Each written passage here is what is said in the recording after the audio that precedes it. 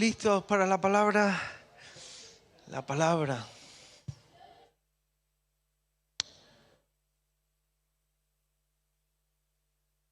El mensaje de hoy me apasiona por sencillo, pero me desafía mucho y me hace sentir inquieto. Esta semana falleció el fundador de OM, Operación Movilización, Jos Verwer, un hombre conocido en todo el mundo por llevar a través de su ministerio a millones de personas a los pies de Cristo. Él tenía frases. Una de ellas era: Dios tocó a este holandés testarudo, le dio una patada misionera y todavía estoy en órbita. Era muy gracioso, usaba mucho el sentido del humor, ¿no? Pero una de sus frases más potentes era: ¿estás listo para ir? Él llamaba mucho a la misión, a predicar el Evangelio y a que fuera una forma de vida. Es lo que más me ha impresionado, porque estos días he estado revisando su biografía y emociona cuando se va a un sitio de Dios y ve lo que ha sembrado, ¿no? Y a mí eso me emociona mucho, una vida que merece la pena, ¿no? Y él decía testarudo, ¿no? Bueno, Moisés sabemos cómo era y vemos los personajes de la Biblia, ¿no? Cómo Dios los usó en su incredulidad, en sus debilidades, pero el poder de Dios se perfeccionó en ello. Y viendo la vida de Jos Verwer, pues claro, llevo toda la semana ahí muy tocado, ¿no? Muy quebrantado, porque pasa igual que cuando escuchas a Billy Graham y a tantos otros, que no son nada complejos. No son nada complejos, es que los escuchas su mensaje, pero hay algo que nos atrapa profundamente el corazón. ¿Y qué es? El Espíritu de Dios, que nos llama, nos agarra y nos está diciendo que no lo complicáis más, que lo complicáis vosotros, que el mensaje no es complicado, es un mensaje de amor. Eso es lo complicado, amar. Eso sí que es complicado. Complicado para mí, muy complicado, porque hay que darse a uno mismo, pero eso es lo que cambia las vidas. El amor derramado en nuestras vidas es lo que va a cambiar la vida de aquellos que nos rodean cuando lo vean reflejado en nosotros. Así que está siendo una semana muy intensa, muy intensa. Ayer tuvimos una actividad también muy interesante. Abrimos el local para que la escuela Tararea, creo que es la escuela más conocida de Córdoba, musical, ¿no? Privada o independiente. Y estuvimos grabando una canción porque se lo pidieron a Antonio, pero queríamos usarlo como actividad, un poco de que vieran por la iglesia, que entraran y que se vieran servidos por nosotros, ¿no? A la hora de colocar, a la hora de ayudar. Y fue un tiempo muy especial ver toda la iglesia llena de personas, la mayoría que nunca habían entrado en una iglesia. De hecho decían: ¿pero esto es una iglesia? Y como dijo ayer Antonio, pues se dan conversaciones, ayer se dieron, pero las que se van a dar. Porque ¿esto qué es? ¿No? ¿Por qué abristeis el local? No pedimos nada, lo dimos. Antonio sobre todo, ¿no? Una paliza ahí trabajando con él. ¿Pero por qué? ¿Por qué? Pues por amor. Y se van sumando actividades que en realidad son espacios de amor para dar testimonio de nuestro Dios. Así que bueno, este mensaje es muy curioso, pero llevamos mucho tiempo haciendo mucho hincapié en la gran comisión, en el discipulado, en el privilegio que tenemos de poder compartir el Evangelio. Y este mensaje, no el mismo, pero muy en la línea, se dio en un retiro de Bethesda hace ya 12 años. Y nos damos cuenta que cada cierto tiempo el Señor nos va dando toques, No os olvidéis para qué yo levanté esta iglesia, esta casa de misericordia. No lo olvidéis, y lo hace cada cierto tiempo. Porque es fácil olvidarlo, es fácil o dejarlo a un lado y dejar la gran comisión y la misión como algo alternativo o puntual o contextualizado. No, eso es falso. La gran comisión debe ser una forma de vida. Y es lo que quiero compartir con vosotros en esta mañana, siendo yo el primer receptor de esta palabra. Y el primero que tiene que escucharla, masticarla y ponerla en práctica ya, porque no hay tiempo. Y cuando, bueno, este hombre ha fallecido ya mayor, pero hay personas que fallecen jovencitas, como el famoso Keith Green, digo famoso, conocido, no sé si sabéis su historia. Y bueno, no sé, estoy diciendo lo que hay en mi corazón, tenéis que perdonarme, pero Keith Green fue un superviviente de los años 60, un niño prodigio, que en la búsqueda de la verdad y todo el movimiento hippie lo probó todo, probó drogas, ácido, sexo libre, toda una locura. Él buscaba incesantemente la verdad hasta que tuvo un encuentro con Jesús. Tuvo un encuentro tan poderoso, con 20 añitos, que su vida cambió por completo. Le pasó algo parecido a Francis Schaeffer. Él y su mujer Melody empezaron a predicar el Evangelio. ¿Pero qué es predicar el Evangelio? Anunciar lo que el Señor había hecho en sus vidas. Y claro, empezaron a convertirse jóvenes, empezaron a alquilar las casas de un lado y la del otro y la del otro. Se les llenaba aquello y al final compraron un rancho. Un lugar donde poder atender a tantísimas personas, ¿no? Él fue el primer músico, digámoslo así, cristiano. Empezó a alabar al Señor con su música, pero él grababa discos y los daba gratis. Decía, dad lo que tengáis, ¿no? Y los enviaba miles y miles y cambiaron la vida de muchas personas. De hecho, recuerdo a Marco Vidal hablar mucho de Keith Green y Rich Mullins, otro igual. Ahora vamos a dar aquí una conferencia sobre... Pero otro igual, Rich Mullins igual, una vida terrible. Pero tuvo un encuentro con el Señor y también murió jovencito. Rich Mullins daba el 90% de lo que ganaba y fue un músico conocido que vendía muchísimo, daba el 90% a las misiones, a la ayuda, a bendecir a la iglesia.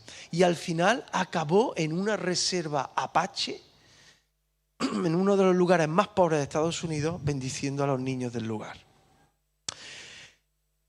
Pues Keith Green cambió la faz de la música cristiana, el rostro, la cara, la misión, la forma de bendecir al Señor a través de sus talentos.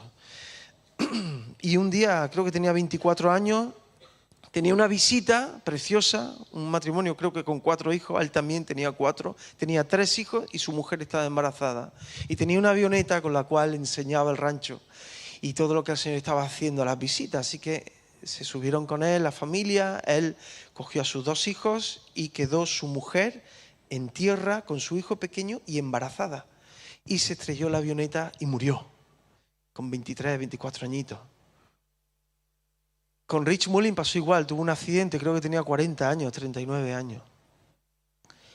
Pero dejaron un testimonio tan brutal. Salieron tantas vidas por todo el país contando lo que el Señor había hecho a través de sus ministerios. Que no se trata de que te vayas con 90, ni que te vayas con 20, ni que te vayas con 15. Se trata de qué estamos haciendo con nuestra vida en el nombre de Jesús. Para que el día que tengamos que irnos al hogar, hayamos podido dejar el sello de Cristo en muchas vidas. Y partiendo de aquí, ahora como predico.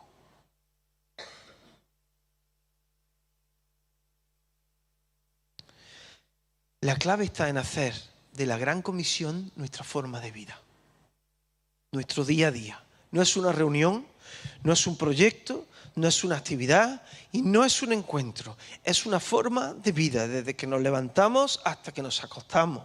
Nuestra boca debe estar llena del nombre de Jesús. Y metemos la pata y nos equivocamos y tenemos genio y decimos cosas que no son y quizás hacemos críticas que nos debemos, pedimos perdón. El Señor nos perdona, seguimos adelante. He dicho nos perdona, también nos doma, sí. Que un poquito de doma necesitamos algunos. Nos perdona y seguimos adelante y maduramos y crecemos y avanzamos en la obra. Mateo 28, 18, 20. ¿Cuántas veces lo hemos leído? ¿Cuántas veces? Casi lo sabemos de memoria. Son textos como el de la mesa del Señor, son textos como Juan 3:16, que los conocemos de memoria. Jesús se acercó a ellos y les habló diciendo: toda autoridad me ha sido dada en el cielo y en la tierra. Toda autoridad me ha sido dada. Partimos ya del mejor de los puntos. Por tanto, id y haced discípulos a todas las naciones, bautizándoles en el nombre del Padre, del Hijo y del Espíritu Santo, y enseñándoles que guarden todas las cosas que os he mandado. Y he aquí, yo estoy con vosotros todos los días hasta el fin del mundo. Mira, yo pararía ya. He dicho que hoy me tenéis que perdonar. ¿A cuántos hemos bautizado en este año pasado?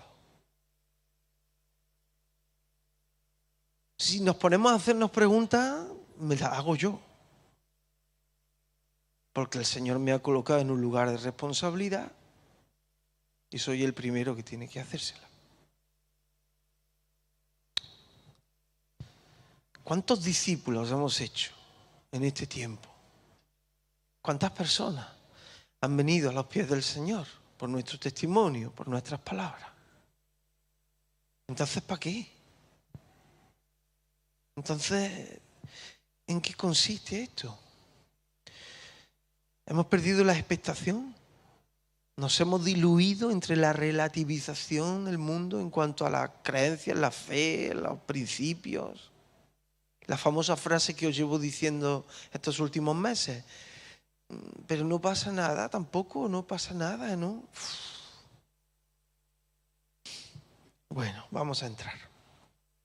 La gran comisión, ¿qué es? Es la instrucción, es la enseñanza de Jesús después de resucitar a sus discípulos, comisionándoles, es decir, encargándoles, encomendándoles la transmisión, el anuncio de sus enseñanzas a todas las naciones del mundo. Eso es la gran comisión, que suena a título de película o a proyecto, pero la gran comisión es eso, los encomienda a anunciar el Evangelio. ¿Cuál es el propósito? Que su nombre sea conocido por todas las generaciones. Salmo 45, 17, que su nombre sea conocido. ¿Y cuál es la meta? Hacer discípulos, seguidores de Jesús, que a su vez hagan discípulos. Y no es una misión puntual, ni limitada, ni como hemos dicho, contextualizada. Es y debe ser una forma de vida. Estemos donde estemos. Jesús no solo nos envió a anunciar la buena nueva, sino a discipular. Y el discipulado llevamos todo este tiempo hablando. Es acompañar, es llevar de la mano, es involucrarnos en la vida de la otra persona. Yo puedo hablar del Señor, pero si después dejo a la persona ahí en el aire, pues he testificado y ha hecho la oración. Sí, pero el discipulado es dar de mi vida.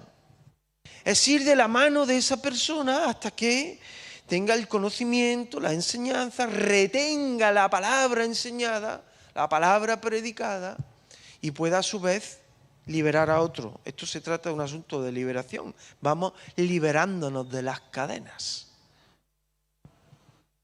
Testificamos, bautizamos, enseñamos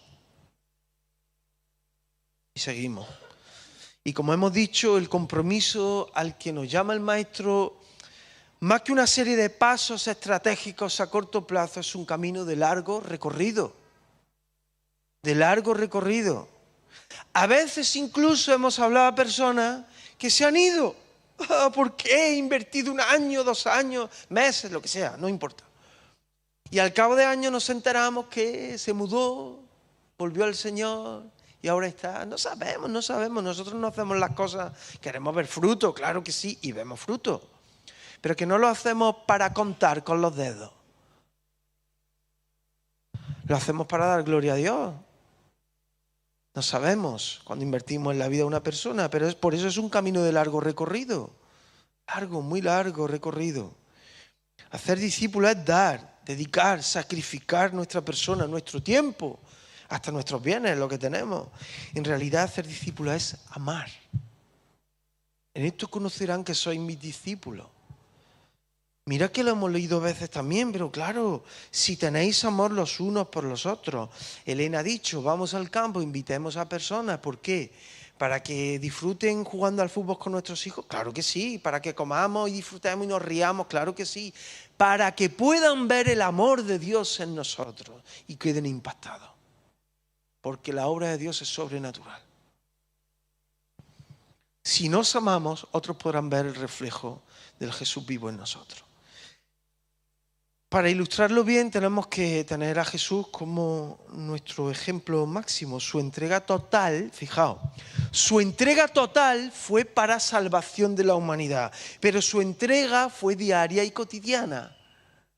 Fue cada día, yo siempre lo he dicho, ¿no? El padre que dice, yo doy la vida por mi hijo. Y yo me pregunto, ¿y eres capaz de darla día a día? porque eso es lo más difícil. Que me maten ahora por mi hijo. Está bien, pero ahora día a día, sé papá día a día, da tu vida día a día. Pues eso es lo que hizo Jesús, no solamente se entregó en la cruz, Él entregó 3 años de su vida a dedicar, sacrificar su tiempo.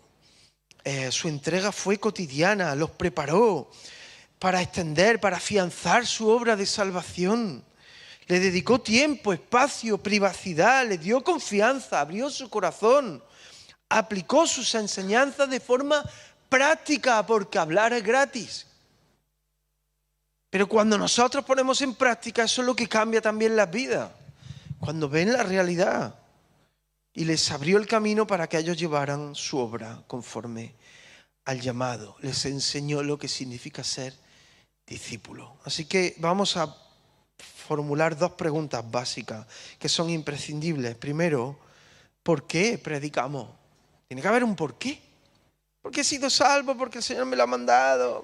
¿Por qué predicamos? Y segundo, ¿qué predicamos?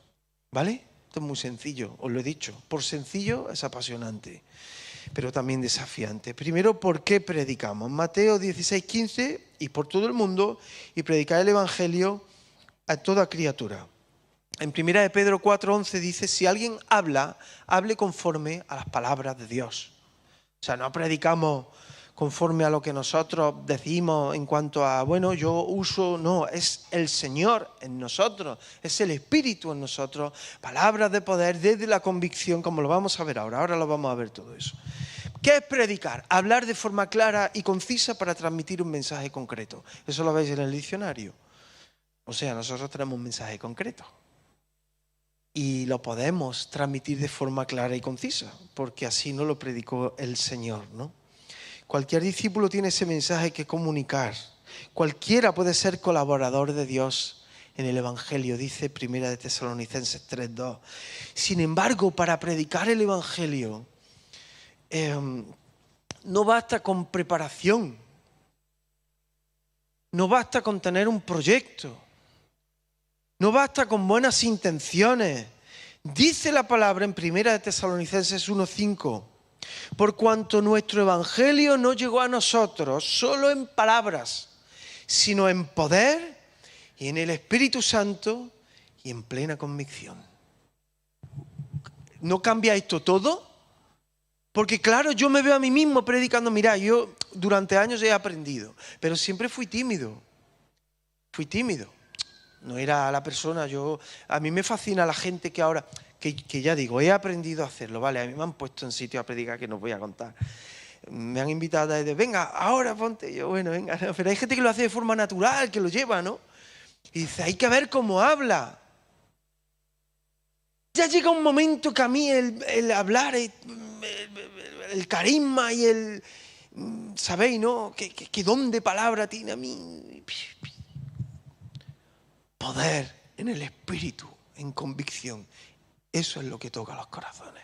Y cualquiera de nosotros que ha conocido al Señor y le ha entregado su vida, está lleno de ese espíritu. Y desde esa convicción el Señor lo va a usar de la misma manera que a otro. Esto no está reservado solo a una persona. Esto es para todos. Si no hay plena convicción, no va a haber poder ni obra del Espíritu Santo.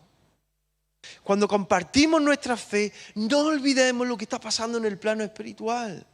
Yo lo pienso muchas veces porque si llego al colegio, tengo que poner ejemplos. Llego al colegio a recoger a mis hijos y ahora se me sienta un padre al lado, ¿no? Y los saludo y empezamos a hablar. Y cuando ve que hay confianza me empieza a contar. En ese momento dices, madre mía, quedan 10 minutos para que salga uno, queda otros 10 minutos para que salga el otro y ya estás ahí. Pero te está contando algo tremendo. Hermanos, en ese momento el Espíritu Santo está orando. En ese momento. Y hay que pedir al Señor en oración desde aquí, Señor, ¿qué digo? Puede ser un abrazo, una palabra, un teléfono, un mensaje, un quedamos, no lo sé, ahí no vamos ahora. Pero ¿por qué no lo ponemos en manos de Dios? No sabemos lo que pasa en el plano espiritual. Lo que sí sabemos es que hay una batalla. Que hay una batalla donde el enemigo está loco por arrebatar esa alma y quitarnos de en medio de su vida. Así que la revelación de sí mismo en la persona de su Hijo para salvarnos se comunica a través de palabra. Por eso predicamos, por eso anunciamos, por eso compartimos el Evangelio. Vamos a ver por qué. Primero, porque seguimos al gran predicador, Jesús. Es fascinante, la vida de Jesús es fascinante. Marcos 1:38. Él le respondió, los pobres, yo es que me imagino a los discípulos así, porque es que Jesús no paraba. Y Jesús, descansamos, pero no veis, son como ovejas sin pastor. Y otro, Señor, pero ¿quién les va a dar de comer? Y dice, Jesús. Y Jesús, pero es que voy a estar 3 años, dejadme que lo aproveche.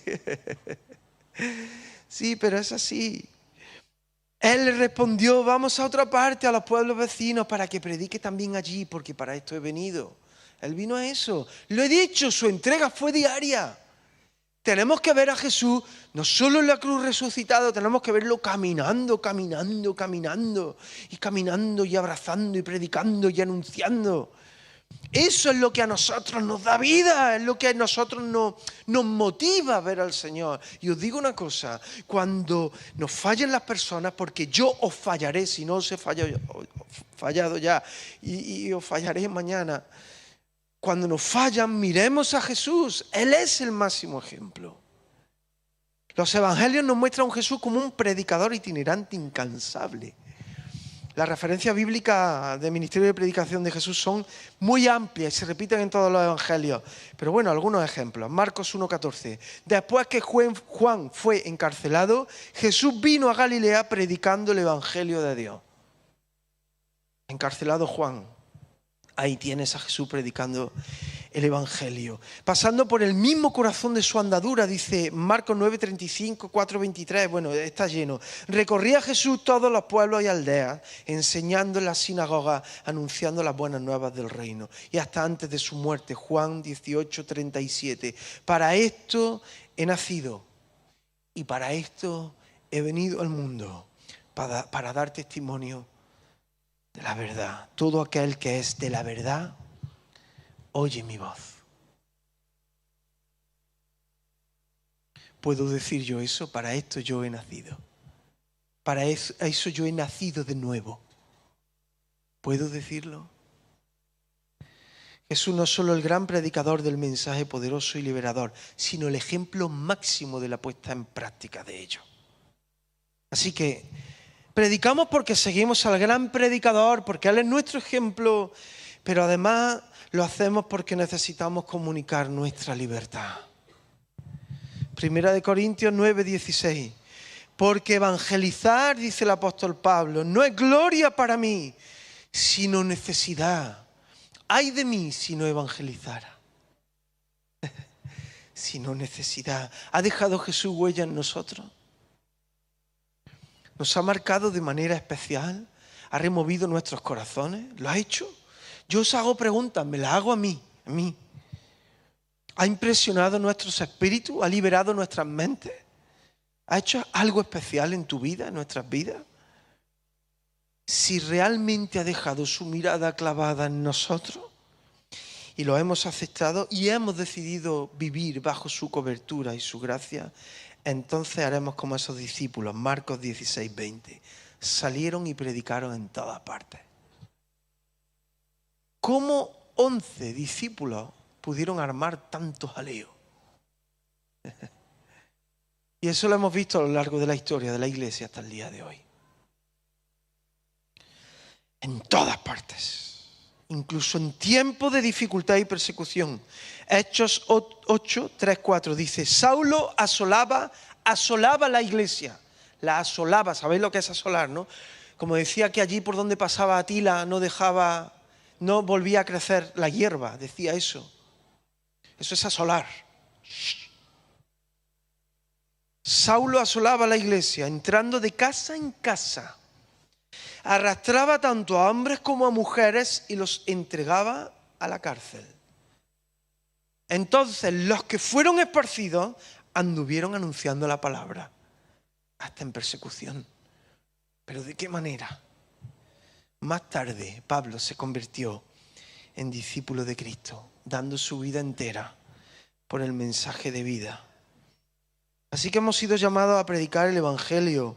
Todos sus discípulos como forma de vida, allí donde estemos. No se puede explicar mejor que Francisco de Asís, cuando dijo: a menos que uno predique donde quiera que vaya, no sirve ir a predicar a ninguna parte. Qué discernimiento, ¿verdad? Siglo XIII, la palabra cautiva, tenía 3 trocitos del Evangelio de Mateo, pero tuvo un encuentro con Jesús tremendo. Y fijaos lo que dijo: a menos que uno predique donde quiera que vaya, no sirve ir a predicar a ninguna parte. ¿De qué sirven los proyectos y las actividades si no somos capaces de ser la nueva canción allí donde estamos?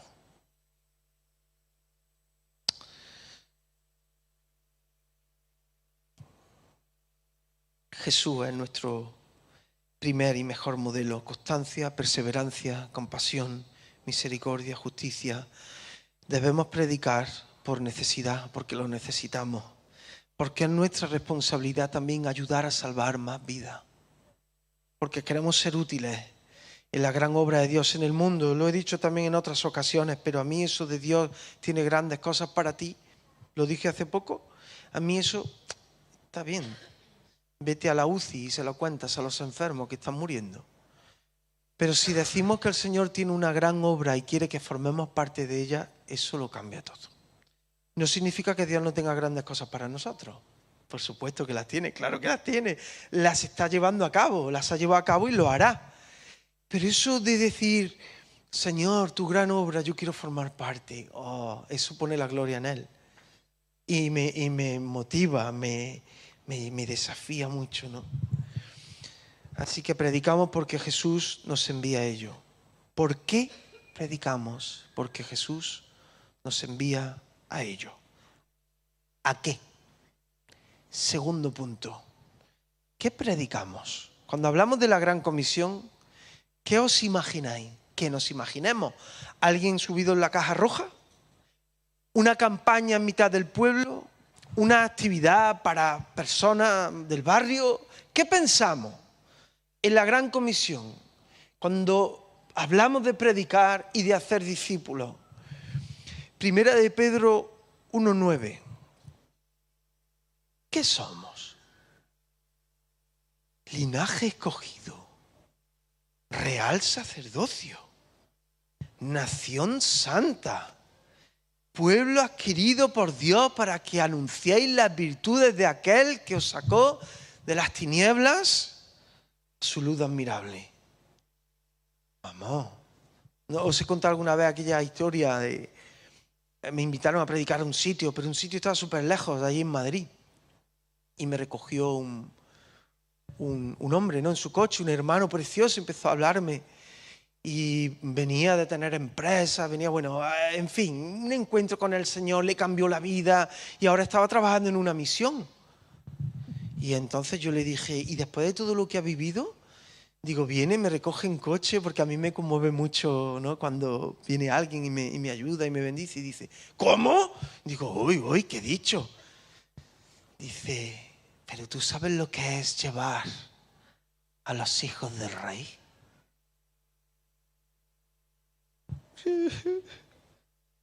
Claro, hay una gran diferencia entre ser el chofer y estar encomendado a llevar a los hijos del rey. De hecho, él se encargaba de eso, de llevar a los hijos del rey, invitados, ayuda, personas que iban, que venían. Iba el más gordo en el coche, gordo de gloria.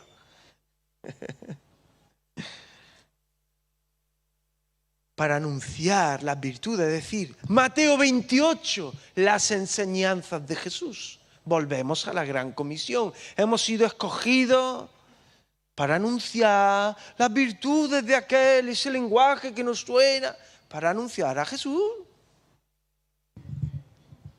Hemos sido escogidos, adoptados, encomendados para una misión, anunciarle a Él y solo a Él. Seguirle es vivir como Él. Vivir como Él es anunciarle. Anunciarle es predicar, y ese es nuestro mensaje. Es importante definir el mensaje con claridad. Como he dicho antes, vivimos tiempos de mucho ruido, mucha nebulosa.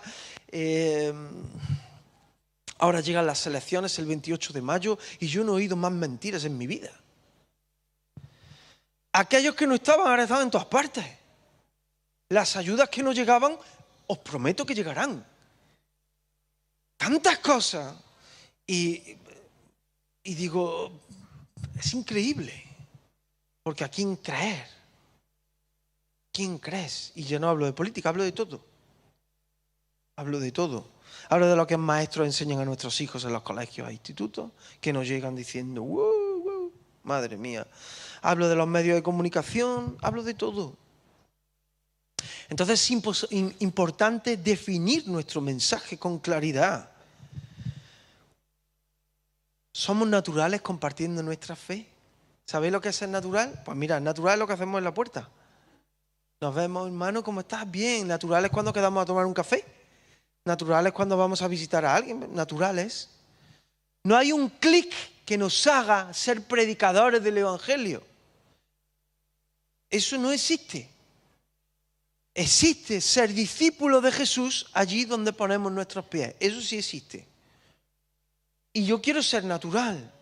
Hay veces que se nos sienta alguien al lado, que estamos en una conversación, que estamos en un grupo y uno está, ¿pero qué digo? ¿Pero qué digo? ¿Pero qué digo? Tranquilo. Tranquilo. Además siempre hay un momento, ¿verdad? Siempre hay una palabra. Siempre hay una experiencia que puedes compartir. Siempre hay algo, ¿no? No vas a decir, hombre, yo es que me siento mal ya, pero es que de tal manera amó Dios al mundo que ha dado a su Hijo unigénito para todo aquel que en él crea no se pierda, mas tenga vida eterna. No. O como dice la palabra, ¿qué palabra? Ser naturales. Y el Señor nos va a dar la palabra, lo dice así, ¿no? Yo os daré lo que tenéis que decir. Nos vamos a encontrar un montón de circunstancias. Pero yo quiero ser natural, claros, concisos, naturales, reales. ¿Qué relevancia puede tener un mensaje anunciado hace 2000 años? Que no es verdad, eso es del principio de los tiempos. Pero pongamos a Jesús. ¿Qué relevancia tiene un mensaje hace 2000 años? ¿No huele a viejo ya? Bueno, hoy día se lleva mucho lo vintage, ¿no? Pero el Evangelio no es vintage. El Evangelio es tan contemporáneo que sigue salvando vida. No es una decoración ni una alternativa. El Evangelio es vida. Vamos a verlo. Mirad, 4 cositas rápidas acerca de las buenas noticias, porque claro decimos las buenas noticias, las buenas nuevas. A ver, primeramente, las buenas nuevas revelan el sentido de nuestra existencia. Ya ha empezado fuerte, ¿no? Ya ha empezado fuerte. El ser humano tiene un vacío existencial y espiritual que tarde o temprano va a tener que hacerle frente. Israel, me has contado muchas historias que has vivido en tu vida de fotógrafo, mucha gente que has conocido, personas con muchísimos recursos económicos, pero que después te metes en sus vidas. Hablo de recursos, ¿vale? O sea, el poder valerse de uno mismo por los recursos, ¿no? Nada, aquí hay un vacío tremendo. Escritor español León Daudí lo expresó muy bien, dice, es curioso que la vida, cuanto más vacía, más pesa. La vida, cuanto más vacía, más pesa. Por eso, cuando ponemos nuestras cargas en el Señor, ya no pesa, porque deja de estar vacía. Él lo llena todo, en todos. El enorme agujero vital que se concentra en el alma que se aleja de Dios es tan real que el hombre teme con horror hablar de ello. Parece que solo ocurre cuando hay una pérdida, hay una muerte, ¿verdad? También lo hemos dicho muchas veces, una crisis muy fuerte. Y entonces, ¿cuándo tenemos que entrar con esperanza, con vida? Porque Dios tiene un propósito para esa locura transitoria. Dice 2 de Pedro 1, 3, 4, su divino poder nos ha concedido todas las cosas que pertenecen a la vida. Por medio del conocimiento de aquel que nos llamó. Mediante ella nos han sido dadas preciosas y grandísimas promesas. Me encanta el término, preciosas y grandísimas promesas. Después de haber huido de la corrupción que hay en el mundo debido a las bajas pasiones. ¿Lo leemos al revés? ¿Lo leemos al revés? Vale, vamos a leerlo al revés.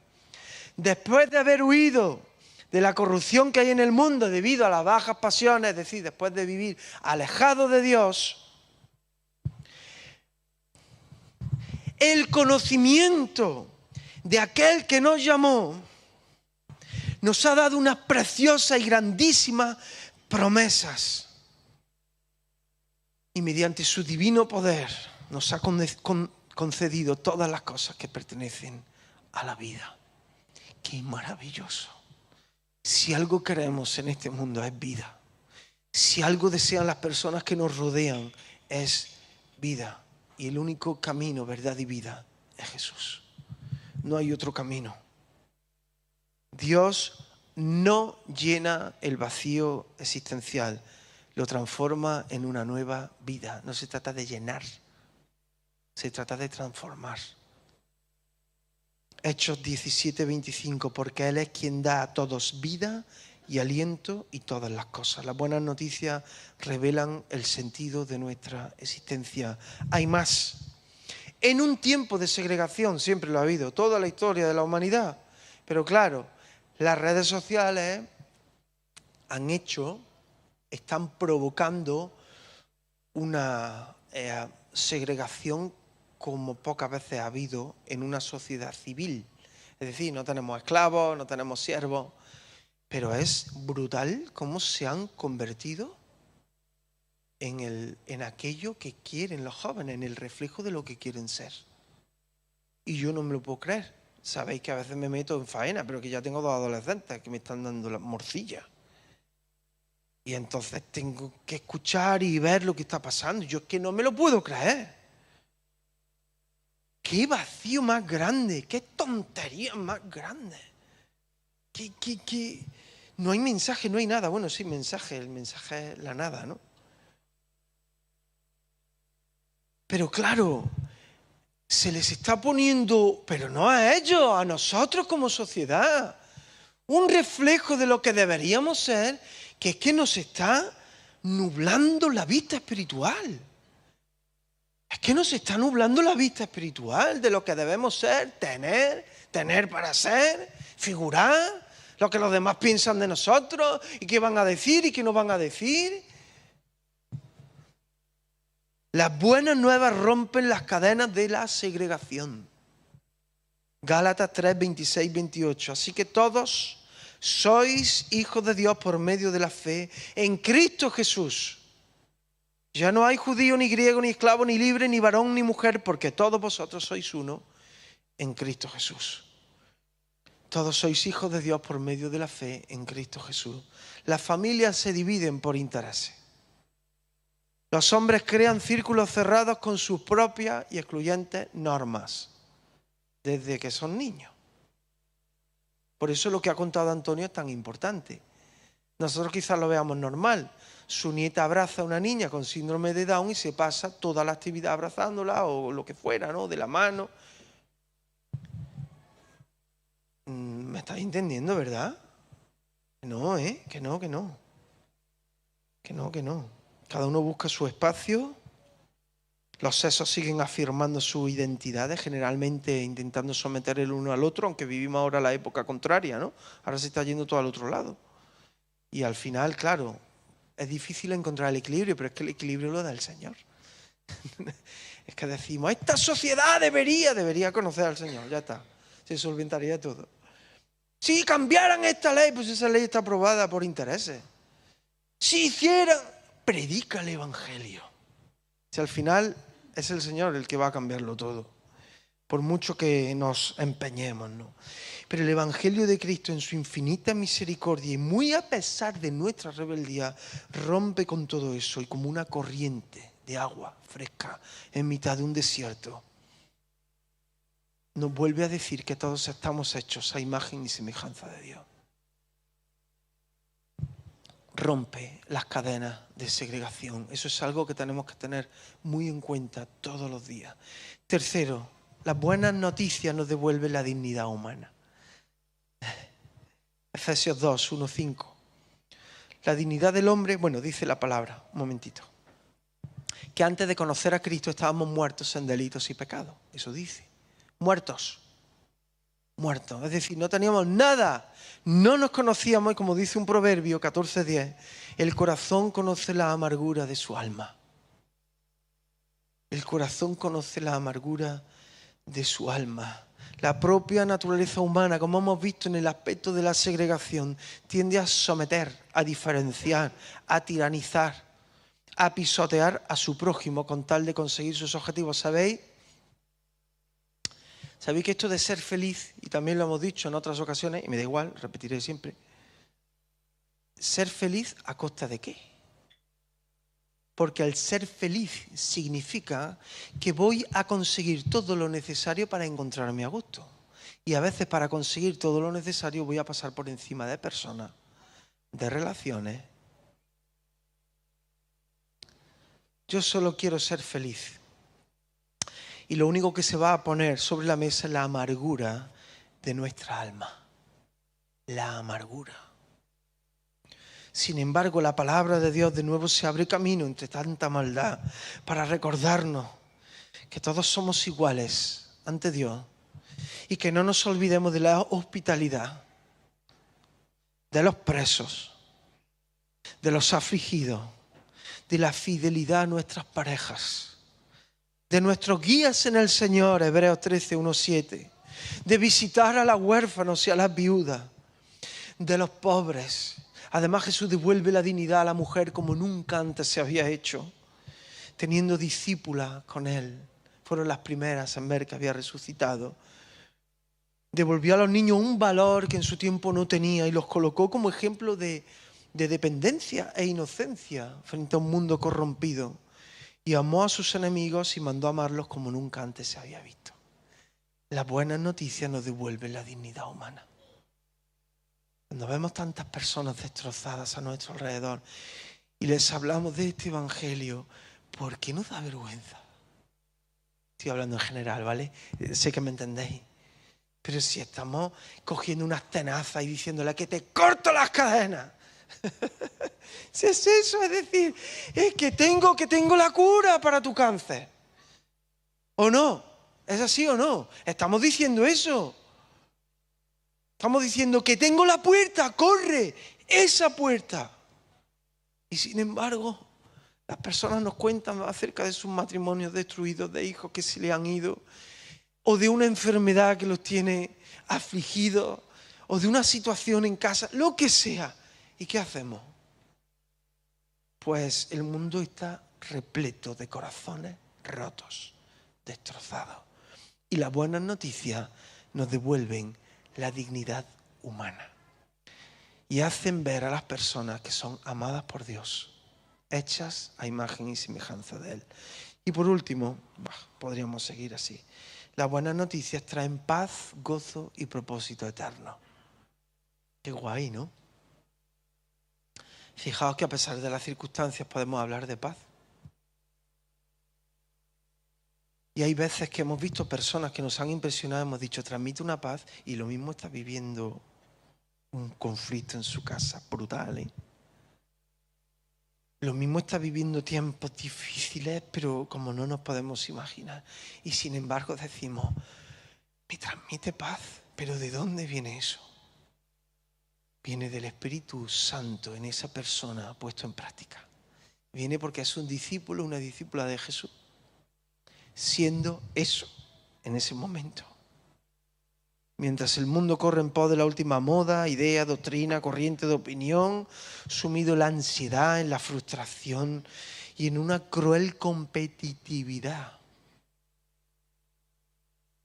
Romanos 14, 17, el reino de Dios es justicia, es paz y gozo en el Espíritu Santo. ¿Estáis de acuerdo en esto? Pues la palabra, yo no. Lo dice la palabra. Si fuera mi opinión, bueno, David, yo no opino, vale, discutimos, venga, no pasa nada. Lo que dice la palabra, Romanos 14, 17, el reino de Dios es justicia, paz y gozo en el Espíritu Santo. No hablamos de alegría tonta, no hablamos de esperanza ilusoria, sino un regocijo íntimo y real, puesto sobre el Salvador y su obra, sobre el equilibrio que Dios trae a nuestra vida y sobre la esperanza de vida eterna, de que hay algo más que lo que estamos viendo. Filipenses 4:7, y viviendo con la paz de Dios que sobrepasa todo entendimiento. Por eso no se puede explicar. Me transmites paz. Ah, gracias. Pero explícame por qué. El Señor... No, pero esa paz es que sobrepasa todo entendimiento. Y guardará nuestros corazones y nuestras mentes en Cristo Jesús. ¿Qué significa? Lograremos el equilibrio necesario. De aquí, que es más engañoso que todas las cosas, como hemos dicho antes. Porque es que nos lleva a la locura muchas veces.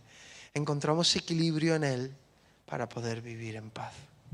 Una paz que no vamos a poder explicar, pero sí poner en práctica para que otros puedan decir, ¿y esto por qué?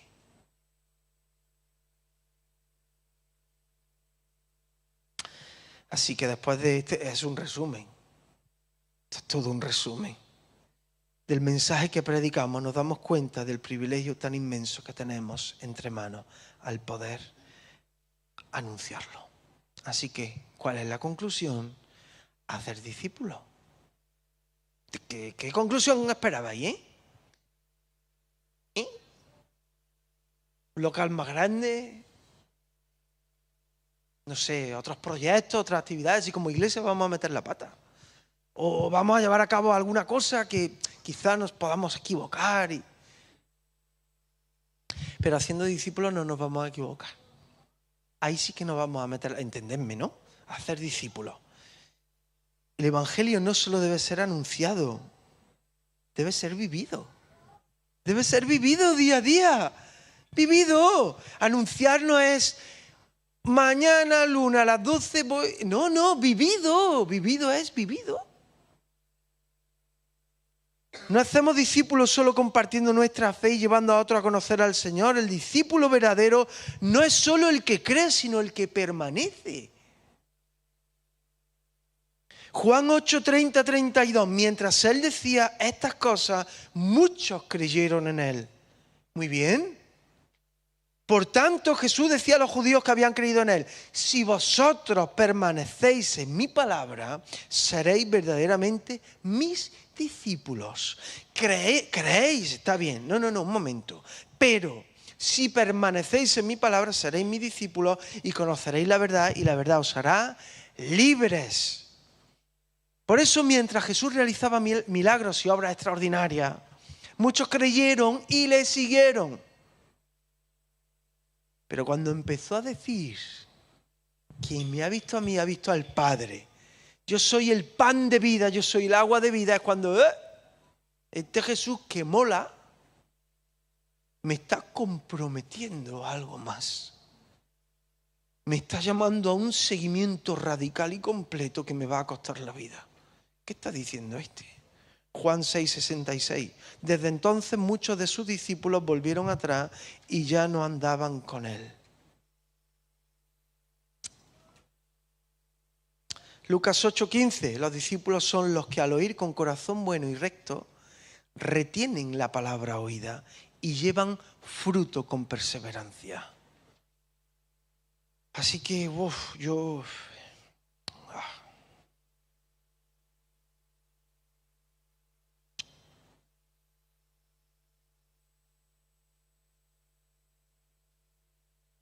vamos a hincar rodillas.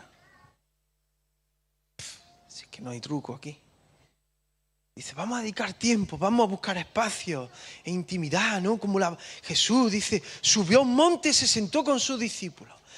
También buscaba el espacio, ¿no? Dice, salió con sus discípulos a otro lado del arroyo, tal, donde había un huerto.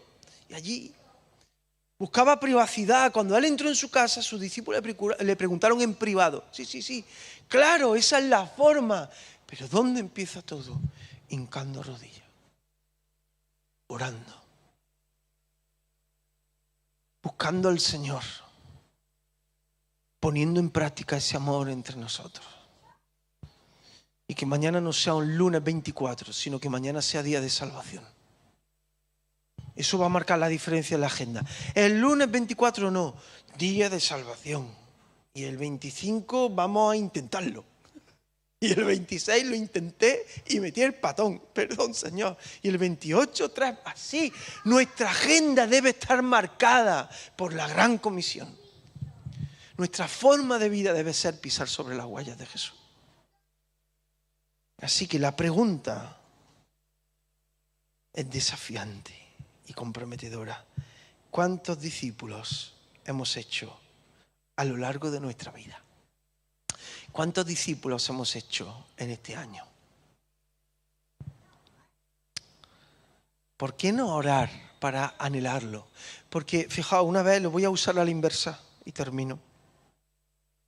Una vez estaba tratando con un joven hace ya mucho tiempo.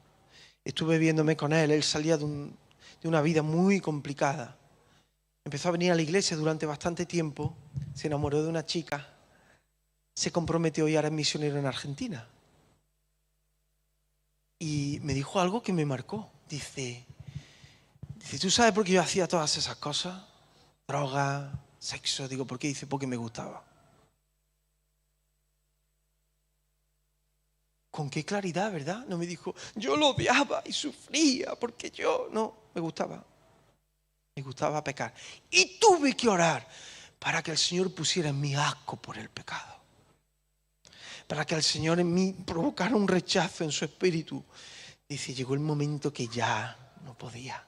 El Señor empezó a limpiarme, a santificarme. Oye, ¿sabéis qué? Todavía me acuerdo de eso. Fue un antes y un después. Porque pensamos que la persona que peca es estoy pecado y tal. Que también, por supuesto, ¿eh? Aquí no vamos a... Pero, ¿por qué se peca? Porque gusta. Pero es que aquello que nos gusta es aquello que nos destruye. Y además es una ilusión. Por placer que te produzca en el momento, es como un cáncer que te va a consumir poco a poco. Y eso lo sé yo muy bien también.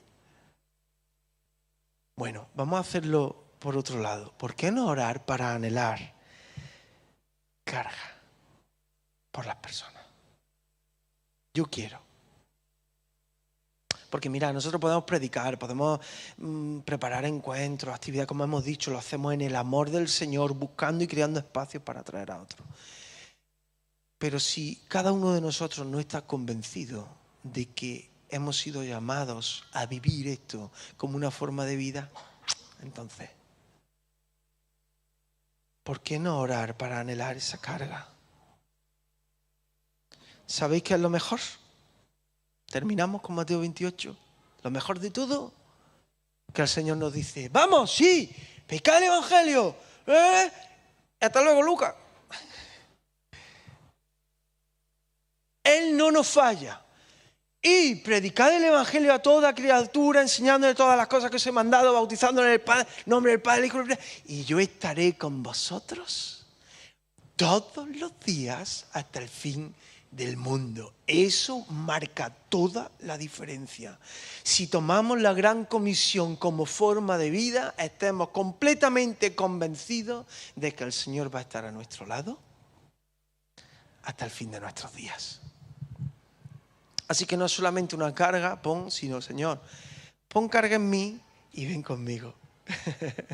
Métete conmigo, ayúdame por medio de tu Espíritu para que podamos ver cumplida tu obra en nosotros. Amén. ¿Qué hacemos después de un mensaje así? Venga, vamos a salir por la puerta y vamos a ponernos de pie y oramos.